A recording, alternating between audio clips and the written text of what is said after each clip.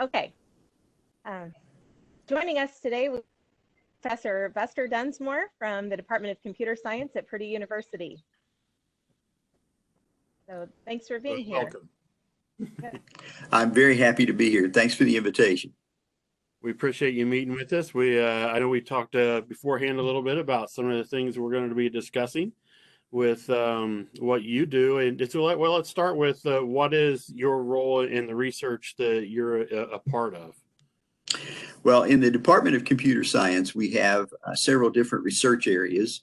And the one that I am in is called software engineering. And if somebody wants a real quick definition, I say programming is something that can be done by one person, but software engineering requires a team of people, 4 to 6 or 7 people. And this is what we do in industry now in order to create software that we can have available in 2 or 3 months. Because a lot of the large software packages, things that all of us use and things used in industry, if one person tried to do them, it would take maybe a year, and we don't have time for that. So software engineering then is the team production of software, and that is my research area. That's also one of the areas that students can concentrate on in computer science, and we call these different tracks, and I'm in charge of that track in computer science. Oh, very good. Now, what type of what type of things would someone be doing if they went into this area? I mean, is it mostly programming, or is it more encompassing? Well, it turns out that all companies now are looking for software engineers. And the reason for that is, as I say, programming can be done by one person, but generally those would be very small pieces of software. And every company now that comes to campus and that recruits our students, they're very happy that these students know about security. They're happy that they know about operating systems and programming languages and databases, but they're looking for software engineers. They're looking for people who can be part of a team to create software products, large, complicated software products in 2 to 3 months. It's to do a large project that quickly, I would take a lot of teamwork there. Absolutely. And I teach the first course in software engineering, and there's a lot in that is not just programming. There's a lot of communication, and that is you have to be able to communicate with your teammates. You have to be able to communicate with users. And because the people that are going to use the software need to meet frequently with the team and see samples of what you're doing. A lot of software engineering is making sure that what everybody's doing is going to work together. The analogy I use is like putting together a big puzzle, and everybody's got pieces of the puzzle and they have to fit together. So each of the different pieces have to be put together, and at the end they all have to fit and it has to work. So there's a lot more to software engineering than just programming. I do like that, because oftentimes the a stereotype of someone going into software engineering is they're kind of in either their cubicle or office or I don't know, a coffee shop, and they're just doing the programming by themselves, and they're not interacting as well or having to interact as a team. But it seems like that really is a major focus of what's actually reality is the team. Right. And it's interesting how things have changed, because if you go back 30, 40 years ago, there was a lot of software being created by individual programmers. But that's back when software was very simple. And as we have gotten more and more complicated, and you have the demand that we don't want to wait 6 months. We certainly don't want to wait a year for this software. We want it right now. And so what we have done in this case is we've had to go to a situation in which software is being created by a team. So this idea of people sitting alone in a cubicle creating software is very old-fashioned and just doesn't happen anymore. There are lots of aspects to this. For example, one of the things that they do are called reviews, where they'll actually get the team together and go over the software that others have written so that other members of the team can try to spot errors in it. So this is the kind of stuff you could not do alone, but you can do when you're part of the team. Oh, very nice. So, what type of, let's say, high school students that who are thinking about, oh, well, I would like to be a part of a team, be able to do software engineering. What type of background should they be starting to look at now? Well, let me put it this way. Before one thinks about software engineering, one needs to think about, am I interested in developing software? Do I want to be a programmer? And one of the things I not only teach the first course in software engineering, I teach the first course for freshmen in computer science. And the thing I say to them is, so many people have the idea that programming is just writing computer software in some weird programming language. But I say to them that the number one thing you have to be is a problem solver, because what you have to do in any kind of real world setting is that somebody comes to you and says, we need to solve this problem, or we need some software that does so and so. So the programmer and ultimately the software engineering team has to first of all decide how to solve the problem. And I say to students, think about, what if computers had never been invented and you had to solve the problem using pencil and paper and mathematics? How would you do it? And that brings up the idea of creating algorithms. And that sometimes is a little frightening to students. What's an algorithm? And it's just a set of instructions to solve a problem. And I say to them, you're very familiar with algorithms, even if you haven't heard it by that name. If you go to the store and buy a bookcase, come home and you open it up and it's just a bunch of pieces of wood and pieces of metal, there may be instructions for how to put it together. Those instructions are an algorithm. If you want to bake a cake, and if you're like I am, you have no capability in the kitchen, then what you're going to do is you're going to have a set of instructions as to what ingredients you're going to need, how to put them together. Those are algorithms. And so a programmer has to do the same thing. Come up with an algorithm for how to solve the problem, thinking of it in terms of, what if there was no computer? How would a human being solve it? And then that has to be translated into a programming language so that a computer could do it. Now, the beauty of having a computer do it is it can do it so much more quickly than we can. And so that's why we want to get these things into computer software. But we have to start with an algorithm. How do you help students begin to learn teamwork strategies? Do you do anything to get them at the very beginning of the semester kind of comfortable with working with each other? Like if you've worked with freshmen and maybe they don't have. Yes. What we do is, in our very first course for freshmen, we introduce this idea of teamwork, working together.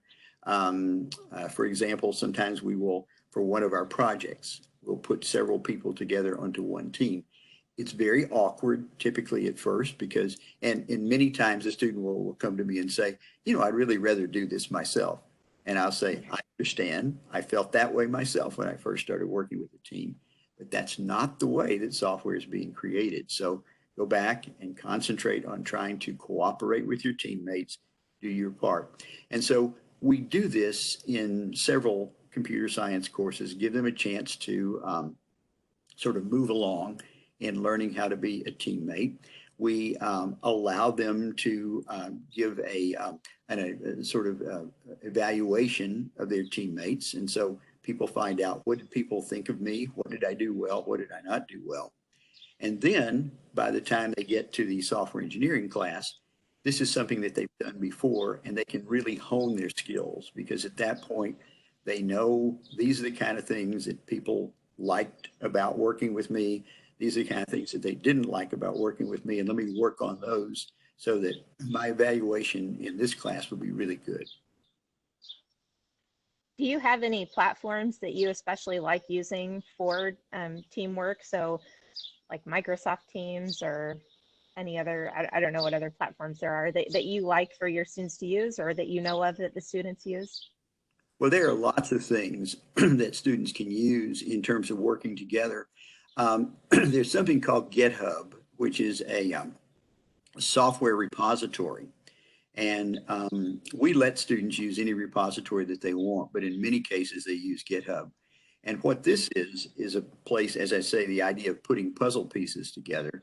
that each one is putting her or his puzzle piece into GitHub, and they all have access. So if you and I and Stephen were on a team, I'd be able to see the software that you created. You'd be able to see the software that we created. And more importantly, if I want to test the thing that I'm working on and it involves something that you've written, I can use your software in testing mine. Stephen can use his software in testing yours and mine. So this is a kind of a nice collaborative code repository. It's pretty simple to use. We actually teach freshmen how to use this thing, and they start off in their freshman year being able to put their code into a repository like this. And then later, when they use it to communicate with other programmers, it comes very naturally to them. For students, I'm thinking of like my daughter. She can't take a coding class in her school because it's the same time as like the AP classes that she needs to get into college. And so what would you suggest to someone like her if they were interested in eventually coming into and becoming a software engineer? To study on their own, or how and what would be best for them? Well, there are lots of ways to answer that question, and there are things available. There are classes at Purdue on the weekend for students who are interested. There are efforts, nationwide efforts for your daughter. There's an effort called Girls Who Code, and so she could look up that and get together with those people. And there are just lots of things that she could get involved in. A second answer is that we really don't require, if someone comes to Purdue and wants to be a computer science major, we don't require her to have ever done any programming before, because we can teach you programming, and we just want people who are bright, intelligent, who are used to solving problems, who welcome a challenge. And if something seems like it ought to work and it isn't working, instead of giving up, they say, let me figure out what's wrong with this and fix it. So I guess sort of a short answer is, if she doesn't have access to any way to begin learning how to do programming, then we can take care of that when she gets to Purdue. What was the weekend thing? Was that for high schools you mentioned? You mentioned a weekend, and I think you'd mentioned this before, where they had something they could do before they got to college through the department? Yeah, I think there are several programs.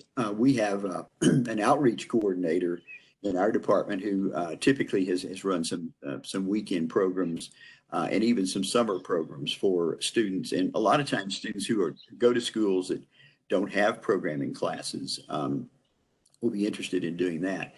It's an interesting situation that we're in computer science. No one would ever consider being a math major in college who hadn't taken a lot of math classes in high school. But we still have people who say, I want to be a computer science major, but I've never had a computer science class in high school. And the reason sometimes they say is that they are at the same time of other courses they need to take, or there are a number of high schools out there who still really don't have any computer science classes. And so we have to recognize the fact that we're going to be getting students who don't have a background in programming. We actually have a program in our department called the Bridge Program. And in the summer, 2 weeks before the semester starts, we have a 2-week intensive program for students who've never done any programming, or for those who've done very little, to get them to the point where they can be successful in our first course for freshmen. Oh, very nice. Very nice. I thought there was a program. I couldn't remember what it was called. The Bridge for, okay. Bridge Program. And then the other thing we do is our first course for freshmen, we break that into 2 big sections. And one is for students who have quite a bit of programming experience, and the other is for those who don't. And I teach the course for those who don't have as much programming experience. It's like we just line them up and cut it right in the middle and say, all right, this group of student goes with me. We call that 180 gold. And then the ones who have a lot of programming experience, we put in 180 black. And basically, it's a difference in the way that I teach it. And that is, I teach the course basically by saying, I assume that you have never seen this before, so let me teach it to you as if it was something absolutely brand new. We cover the same things. We make sure at the end of the class that they know everything that they need to know to go on, but it's just organized in a way so it's not intimidating to people who've never seen it before. I like that. I think that would help a lot of people because it can be very intimidating if you don't have the background for it. It has been very helpful. The bridge class alone has been tremendously helpful in terms of retaining students. And we've graduated about 75% of the students who've been through the bridge class, which is a larger number than just the students in general. And for the 180 Gold, we've had a lot of success of these students being able to move on in the program. And in many cases in the past, without this class, they would have struggled. Where do you see software engineering going in the future? And so what's coming down the line? Excuse me, what did you say? So what's coming down the line? What do we expect? Well, there always is the demand for much more complex software much more quickly. And so what I would foresee in the future would be that these teams that are creating software engineering projects, that they're going to be doing a lot more of grabbing software off the shelf, plugging it together. So rather than creating things brand new, which is kind of the mode that we've been in for a long time in computing, there's going to be a lot more reuse of software. And that will allow us then, if somebody says, I've got this really complicated software product and I need it just as quickly as possible, to come back a week later and say, here it is. And so that's going to mean that software engineers not only will have to be able to write software on their own, but they'll have to be able to go to libraries and find appropriate software and plug them into what they're doing.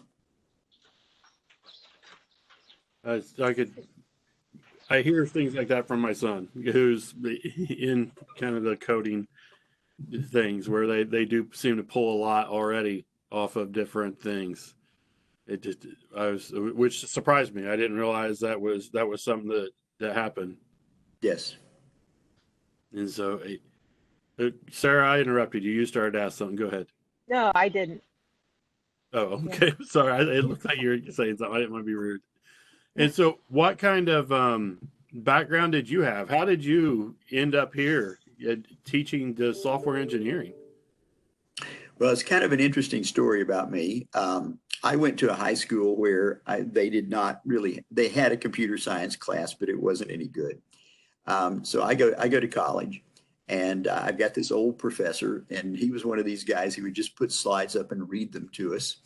And so I really struggled. I was thinking of dropping the class, dropping out of computer science. But toward the end, I began to put things together, and I ended up getting the lowest B in the class. And this was back in the era when they actually posted grades. And so I could actually see my B, and beneath it was the next C. And so, but I made a vow to myself back then. And I said, if I ever get a chance to teach this first class for freshmen, then I'm not going to read the slides to them. I'm going to explain everything, not just how you do something, but why you do it, when you do it, when not to do it, why not to do it, so that people won't struggle the way that I do. So I actually volunteer to teach this first class for freshmen because I don't want students to have to go through what I went through. Wow. Fair enough. We still see those teachers sometimes. Yeah. It's painful. Yeah. Right. It's very painful. And so I know that, well, my son was trying to tell my daughter, my son's a little older there, but which program language that if she wanted to start experimenting and trying what things to do. And so I'm curious to see how what he told her lines up with what you would suggest. If kids wanted to start tinkering around and playing and starting to learn this, what language, I mean, I hear so many different types of programming languages. What would be the best for them to start just for exploring and learning on their own? Well, it's interesting. The whole issue of programming languages, there are lots of them. And the reason why there's so many is because they have cropped up. If there is some particular application or way that people want to do things, they said, oh, we need a programming language that concentrates on that. But when you boil things away, they're all pretty much the same. And I teach in this first class for freshmen, I teach Java, which is the most popular programming language right now. It's used in industry. It is a good teaching language because it allows me to teach all of the concepts that are in software development all in one language. And so it's the one that many students start with. There's another language called Python, and it is a little bit more user-friendly. And so a lot of times in high school, students will learn that. But the good news is that many of the things that you learn in Python, in fact, most of the things you learn, will translate over into Java. And the other languages, C and C++ and C#, they're all very similar. So the number one thing, it doesn't really matter what programming language she learns. More important is getting the concepts. For example, one of the concepts in programming is what we call selection. You get to a point in a program, you've got to make a test and either go this way or that way. Every programming language has that. Once you understand that concept, you can do it in any of them. The other thing is repetition. A lot of times to solve a problem, you got to do something over and over and over again until finally a condition is met. Every programming language has that. Once you understand that concept, you can move from one programming language to another doing that. Ah, very nice. I really like that you explain it in that way, that there are similarities in all the different languages. I think that's something that, you know, not being in computer.